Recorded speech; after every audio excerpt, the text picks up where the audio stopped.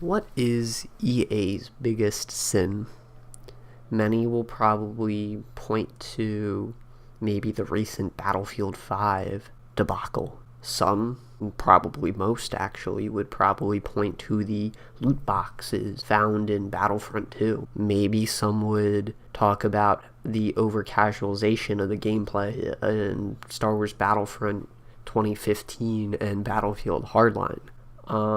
Still others, many other situations exist in which EA has, slapped the gamer in the face, so to speak. But to me, there is one clear answer to when EA really lost my trust and really made me mad.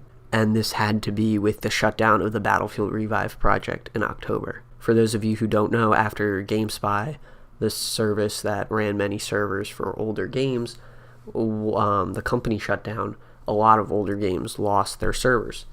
Some of these included Battlefield 2.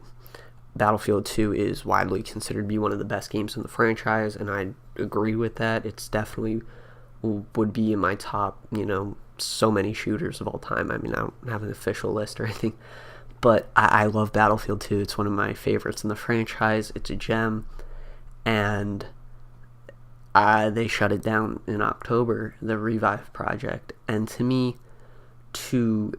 it's one thing to ruin a piece of art or a game that could have been great, that could have been special, and to muddy it with your paws or whatever.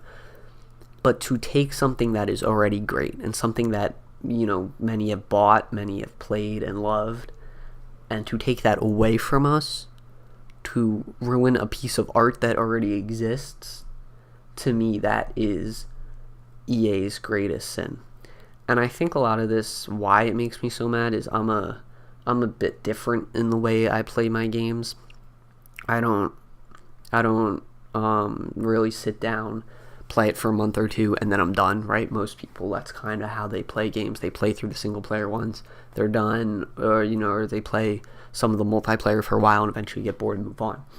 I'm very much someone that always likes to go back and play other games in my library. I'm always replaying through single player games, always just jumping on old multiplayer games just for some matches every now and again. So it's very frustrating.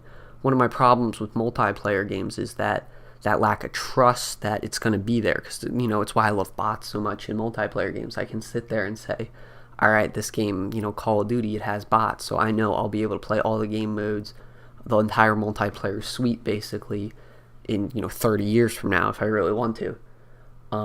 So that's obviously, but if a multiplayer game doesn't have bots, you can't be sure of that.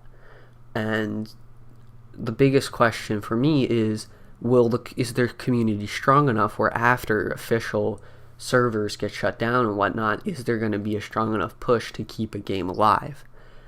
And Battlefield 2 proved they had a great community. They went through tons of effort. You actually got Battlefield 2 2142, and then they actually added Battlefield Heroes at the end there. All could be played on that server, or through that service. They were running servers for all the games. They had almost 1 million people signed up. There was, sometimes the problem was they didn't have enough servers. There were multiple times where I'd jump on and it would be like, 64 out of 64, 64 out of 64, 48 out of 48. It's like, I'm like, what am I supposed to play on? So I think that was amazing. It was so cool to be part of something like that and to, really have that trust that the community is still alive and we're not going down. That we're going to be here and we can kind of have this hub for older games, Battlefield games that are unsupported.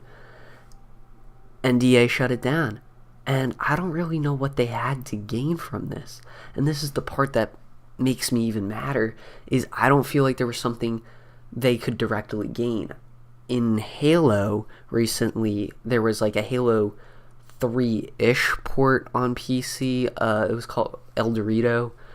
For those of you who don't know, it was basically a modified version of Halo 3 with a bunch of, additions and changes on the PC, and it was a fan-made thing, and 343 and Microsoft shut it down because it makes sense for them due to the fact that they're they might release Halo 3 in the future on PC, with a possible anniversary edition coming out at some point. They'd probably release it on PC, and they'd want to, capitalize on that market base. And two, they're currently, don't want to take players away from the MCC and their other, modern Halo games. So that's because there's Halo 3 running on the consoles right now, and you wouldn't want to take players away from that. There's an official version of Halo 3 to play. And I know it's inconvenient that it's on Xbox and not on PC, and we can get into all that. But the point is that at least there is a way right now, if I feel like playing Halo 3, I can go play.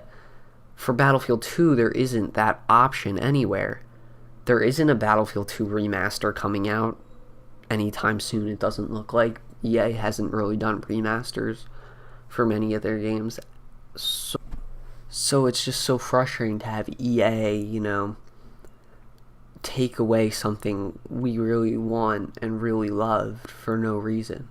Now, luckily, there is still technically a way to play Battlefield 2. There is the Battlefield 2 hub, assuming you have a copy of the game. There totally isn't a way, wink wink, to get the files for the game if you don't have them handy, wink wink. Just, I will actually leave a video in the description that will tell you how to set up the Battlefield hub, and there isn't a guy in the comments there that can't get you the link for the game file, or a place you can get the game file, because that would be very wrong indeed, and we would not endorse that in any shape or form. But so technically it is alive, and I have been playing slightly higher ping, slightly less players, so it is alive and it's going good. But the Revive project was so great, and it was so professionally done. It had all your stats, it had like a battle log system. It was phenomenal. And I just sit here, and EA just shut it down, took all that hard work away. For what? For no game. If you want to support the game, then support the game. If you don't want to support the game, then let other people support the game, right? What they want is you to play Battlefield 1 and buy their battle packs, but what they don't understand is that the choice, I'm not going to wake up one day and say, I really want to play a Battlefield game. I can't play Battlefield 2. Oh, well, I'll just hop on Battlefield 1. If I want to play Battlefield 1, I'll play Battlefield 1. If I want to play Battlefield 2, I'm going to play Battlefield 2. That's just the way it is. And I think that they want to control our time. They want to sit there and say, thank you for purchasing and buying this and playing this game when it was new, when we really needed you to do that. Stop playing that and buy our premium edition, all the DLC version for Battlefield 1. And to me, that is EA's greatest sin. The fact that they attempted and have shown they are willing to try to attempt to stop us from playing their own creation, one of their masterpieces. When you talk about the best EA games of all time, Battlefield 2 and the Battlefield franchise as a whole is going to be up there. So if you guys have ever played Battlefield 2 and are, haven't played in a while, maybe you want to hop back on, I would advise, it's a lot of fun. I think if you want to if you've never given it a try and you're curious and you like playing older games, there is a way to still play Battlefield 2, and I would highly advise it. Let me know if you ever want to squad up, I guess. I think that would be a lot of fun. And let me know what you guys think EA's biggest sin to you. When was that one time that EA really just slapped you in the face and made you really mad? I'm curious to see what kind of other answers we get. Thank you, and I'll see you guys later.